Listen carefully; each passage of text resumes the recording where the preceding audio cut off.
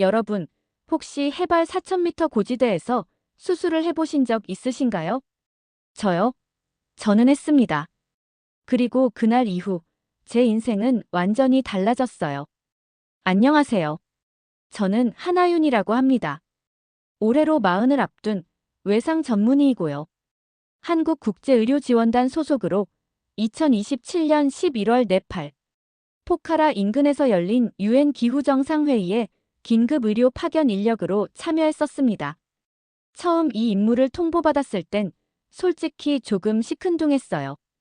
고지대에서 열리는 국제 행사라니 의료사고라도 나면 최악의 조건이잖아요. 그나마 위안이 됐던 건 평화롭고 안전한 일정이 예상된다는 거였어요. 기후정책회의에 참석하는 정상들이 위험한 행동을 할 리는 없고 저희는 그냥 혹시 모를 상황에 대비해 대기만 하면 된다는 설명이었죠. 그렇게 저는 몇몇 동료들과 함께 의료장비 몇 상자, 응급키트, 산소통을 챙겨 히말라야 자락의 작은 천막병원으로 들어갔습니다. 그리고 그곳에서 그날을 맞이하게 되었어요. 2027년 11월 3일 오후 3시 22분.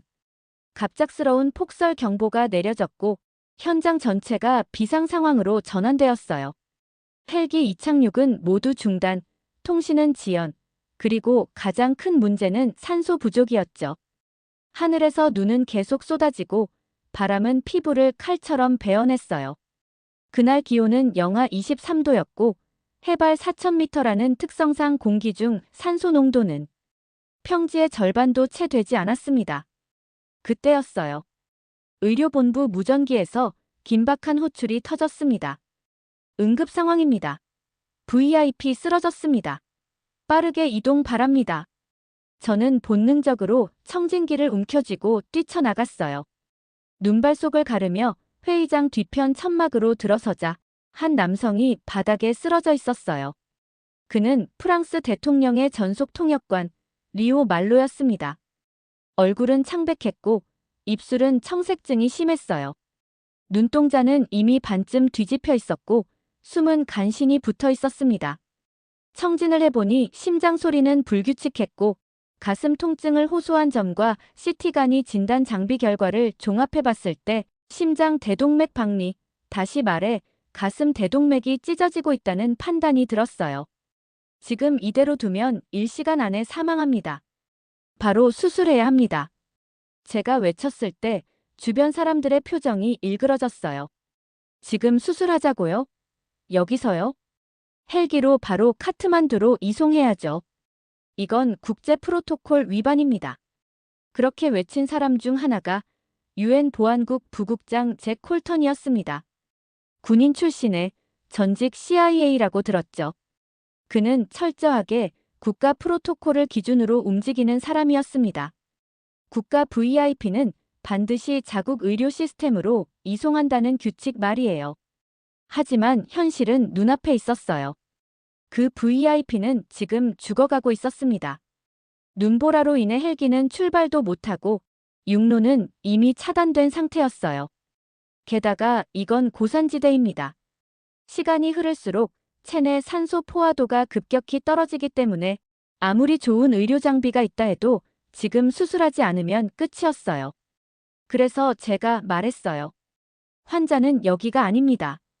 지금 이곳이 바로 수술실입니다. 정적이 흘렀고 모두가 절 쳐다봤어요. 몇몇은 비웃었고 어떤 이는 제정신이냐며 소리쳤죠. 프랑스 대통령의 주치의 앙리 듀프레는 제 얼굴을 노려보며 말했어요. 당신이 이 환자에게 손을 대는 순간 이건 국제사건이 됩니다.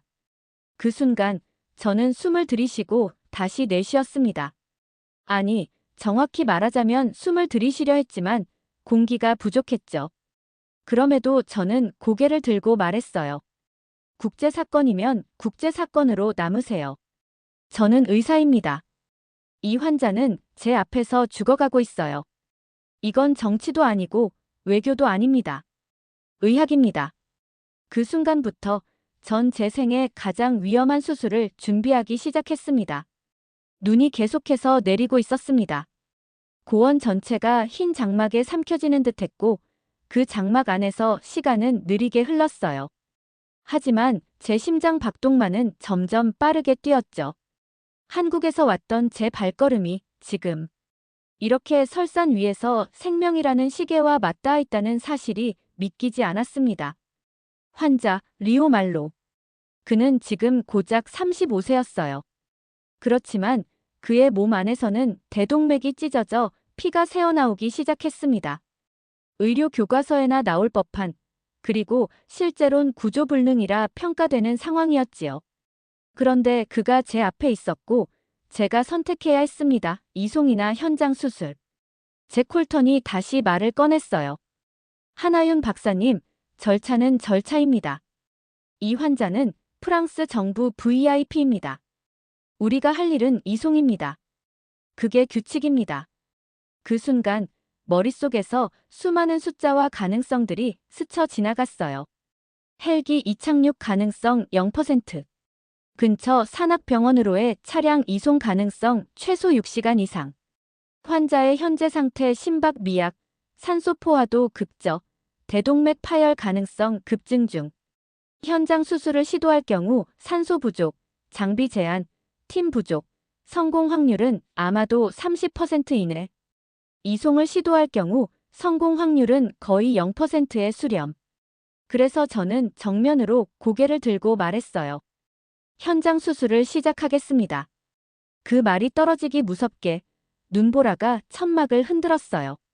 장비 상자들이 삐걱대며 넘어지고 공기는 더욱 희박해졌지요. 동료 의료진은 저를 보며 멈칫했어요. 박사님 여기서요? 그 질문에 저는 잠시 멈췄지만 이내 침착하게 답했어요.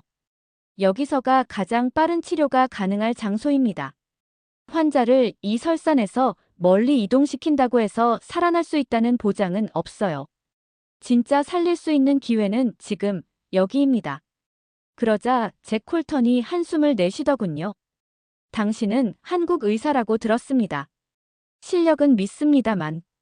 그러나 이건 외교 문제가 될 수 있어요. 저는 작게 미소 지었습니다. 외교요? 정작 살려야 할 건 국가가 아니라 사람입니다. 그 말을 들은 이는 잠시 말을 잃었고 프랑스 주치의 앙리 듀프레도 얼굴을 굳혔어요. 그의 표정엔 불신이 걸려 있었지만 환자의 생명은 그저 하나의 프로토콜 위반이 아니라 현실로 다가왔죠. 장비를 살폈습니다. 수술용 테이블 대신에 있던 접이식 가운이 놓인 옷걸이였고 환자 모니터의 산소 포화도 숫자가 75%에서 60%로 떨어지고 있었어요. 해발 4,000m의 특성상 포화도가 80% 밑으로 내려가면 뇌에 치명적인 산소 결핍이 시작됩니다. 저는 환자의 가슴을 열기 전에 한마디 했어요. 준비 완료. 시작하겠습니다. 살아야 합니다. 동료 한 명이 산소통을 설치하고 또 한 명이 지혈도구를 건넸어요. 그 순간 창문 밖에서 천둥이 울렸고 눈보라는 천막을 흔들며 우리를 시험했죠. 지금 우리가 무슨 짓을 하고 있는 거지?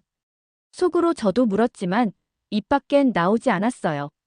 첫 절개가 들어가고 환자의 상태는 곧바로 악화됐어요.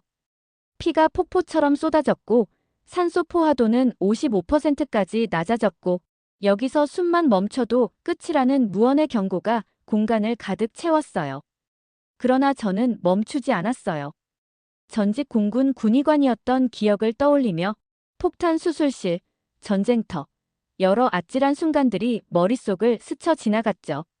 그럴수록 제 손놀림은 더 단정해졌고 팀원들 역시 절대 흔들리지 않으려는 눈빛을 주고받았어요. 한참이 지나고 나서야 앙리 듀프레가 조용히 말했죠.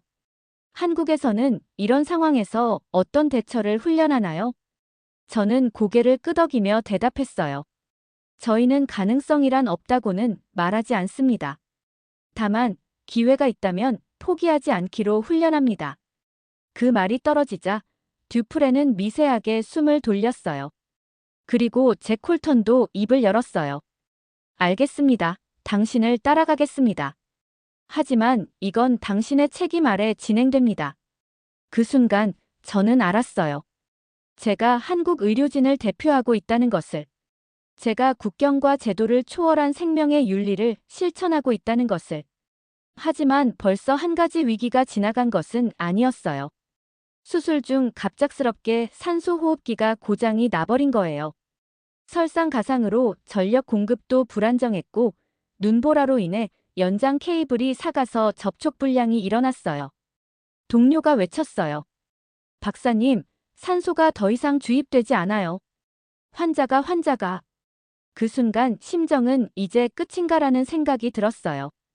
하지만 제 손은 떨리지 않았고 입은 나직하게 말했어요. 좋아요. 그런다면 우린 수동으로라도 해야 합니다. 릴리프 밸브 확보. 사람을 살리는 데는 방법이 있습니다. 그렇게 우리는 산소통을 비상모드로 돌리고 환자의 호흡을 인공으로 조금씩 보조했어요. 고산지대의 저압에서도 견딜 수 있게 즉흥적으로 장치를 어댑트하고 저는 수술용 흉곽 절개를 마쳤고 대동맥이 찢어진 부위를 찾았어요. 눈은 계속 내리고 체온계는 영하 20도를 가리키며 제 팀원 하나가 떨리는 손으로 혈관 클립을 준비했어요. 천사의 응급실이라 웃기는 말이지만 지금 이 순간 우리에겐 그 말이 현실입니다.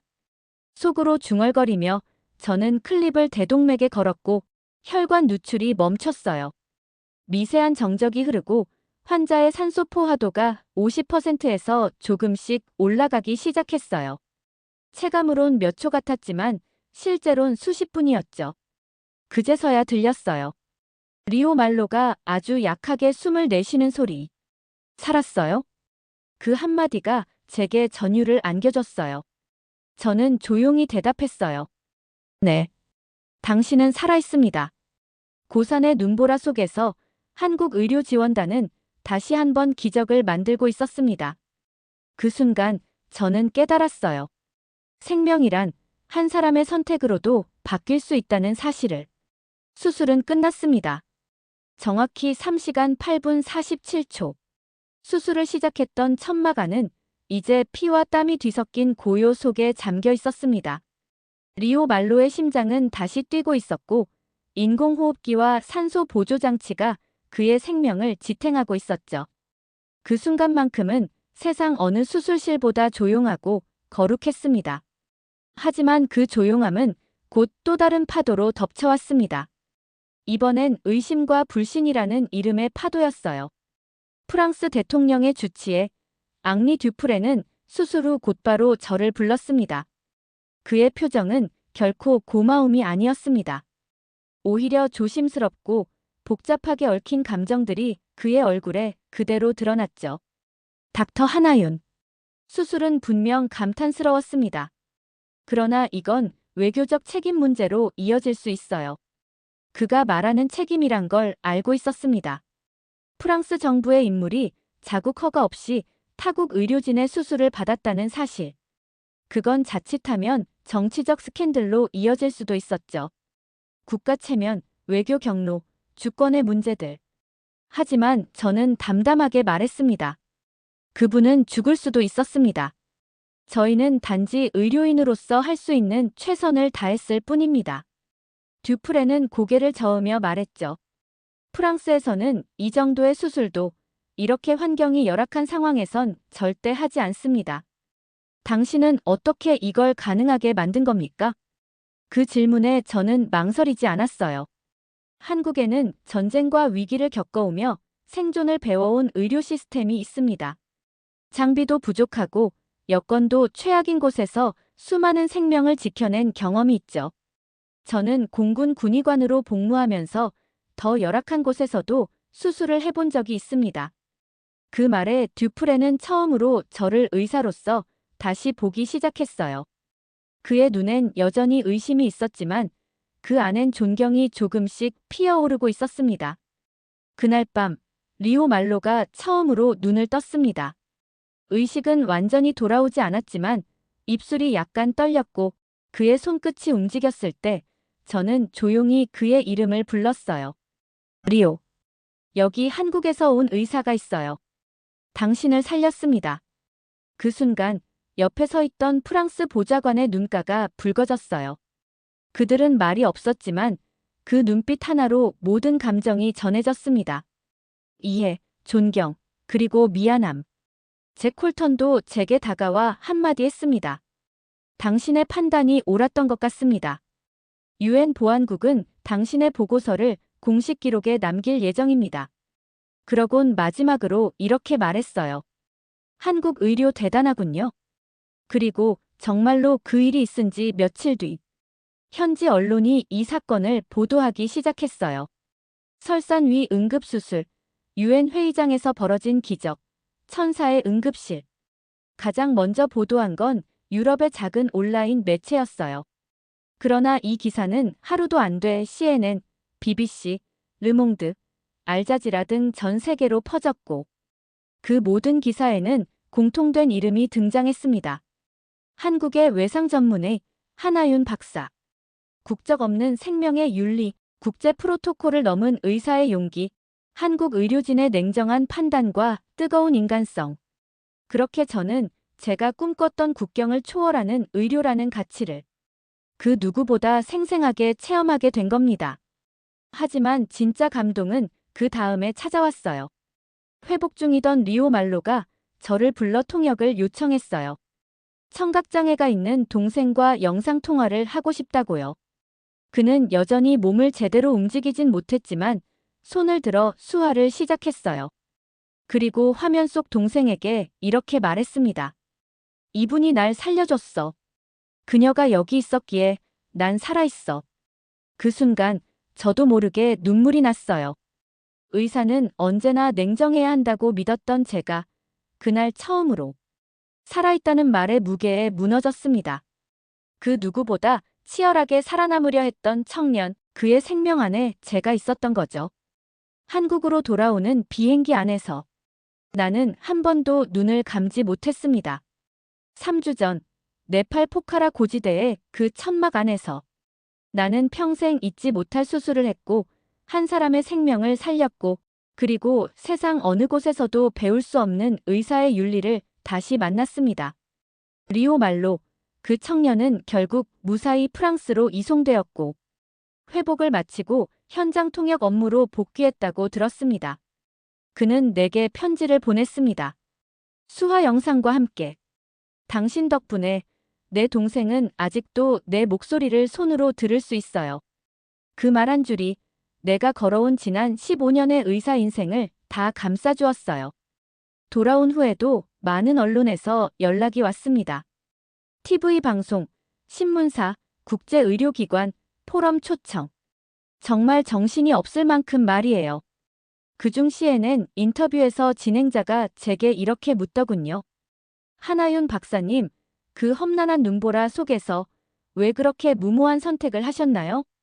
국제 외교 문제가 될 수도 있었고, 심지어 환자가 죽을 가능성도 있었던 상황이었잖아요. 전 그 질문에 웃으며 대답했어요.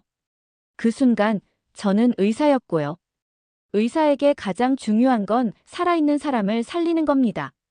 저는 살릴 수 있는 시간이 남아있다는 걸 알았어요. 산소보다 부족했던 건 시간이지 의지는 아니었으니까요. 그 말이 끝나자 진행자는 눈물을 흘렸습니다. 인터뷰가 끝난 뒤 그는 내게 말했어요. 나는 오늘 진짜 의사를 만난 것 같아요. 그 이후 저는 대한민국 정부로부터 국제 공로 훈장을 받았습니다. 그러나 제게 가장 소중한 보상은 상패가 아니라 전 세계 수많은 일반 시민들의 메시지였습니다. 당신 같은 의사 때문에 한국을 존경하게 됐습니다. 우리 병원에도 당신 같은 분이 있었으면 좋겠어요. 한국 의료진의 용기와 인간성에 감동받았습니다. 제 동생도 청각장애인이에요. 리오를 살려줘서 정말 고맙습니다. 이 메시지들은 매일같이 제 메일함에 쌓였고 어느 순간 그 메시지를 읽는 게 하루의 일과가 됐어요. 하지만 솔직히 말할게요. 그날 저는 두려웠습니다. 만약 실패하면, 만약 내가 그 청년을 죽게 만든다면, 만약 이 결정이 한국이라는 이름에 흠을 내게 된다면, 그 모든 생각이 수술 중에 그 수술칼 끝에 달려 있었어요. 그러나 제가 무너지지 않은 이유는 단 하나였어요. 저는 한국 의사였으니까요.